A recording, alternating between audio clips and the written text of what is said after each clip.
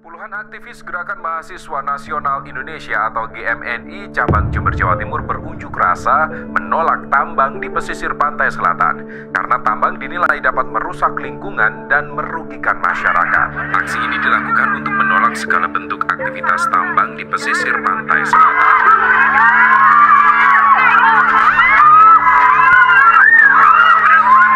Inilah suasana saat anggota Puan Polres Seluma Bengkulu membubarkan paksa aksi demo emak-emak yang menduduki area tambang pasir besi di Kecamatan Seluma Selatan, Bengkulu.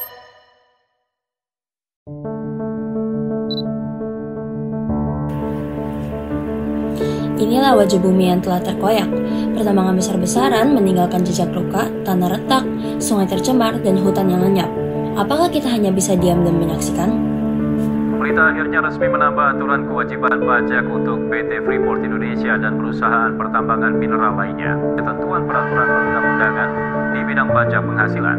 Bagi pemegang UPK, operasi produksi yang merupakan perubahan bentuk usaha pertambangan dari KK yang belum berakhir kontraknya, berlaku ketentuan perpajakan PNBP dan pendapatan daerah. Industri pertambangan memang menyumbang devisa. Kementerian Keuangan Republik Indonesia menambah jenis barang devisa hasil ekspor atau DHE. Tetapi dampaknya terhadap lingkungan dan masyarakat lokal sangatlah besar.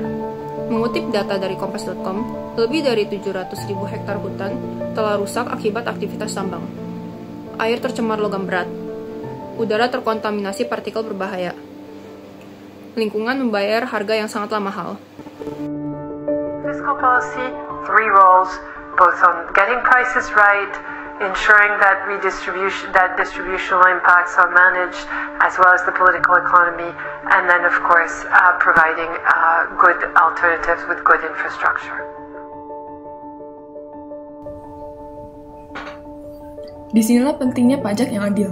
Pemerintah perlu mengenakan tarif pajak yang lebih tinggi pada industri ekstraktif, bukan sebagai hukuman, tapi sebagai bentuk tanggung jawab. Nah, ini bagian dari konsep Green Fiscal Policy, yaitu kebijakan fiskal yang mendorong pembangunan berkelanjutan. Caranya, dengan memberi insentif untuk industri ramah lingkungan dan disinsentif yang berupa pajak lebih tinggi bagi yang merusak. Sektor tambang memang berkontribusi besar.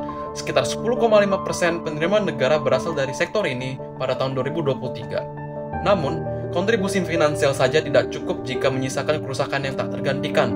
Negara-negara seperti Norwegia, Chile, dan bahkan Indonesia mulai menerapkan kebijakan fiskal hijau. Misalnya, dana jaminan reklamasi tambang, pajak karbon, dan insentif untuk energi terbarukan. Kebijakan fiskal hijau ini harus diterapkan dan dianggap serius, dengan harapan ekonomi dapat tumbuh, lingkungan pun pulih.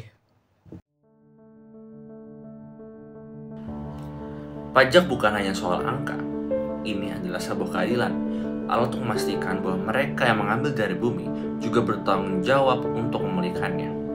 Marilah kita dorong kebijakan fiskal yang lebih adil untuk masa depan yang lebih hijau dan juga bumi yang lebih lestari.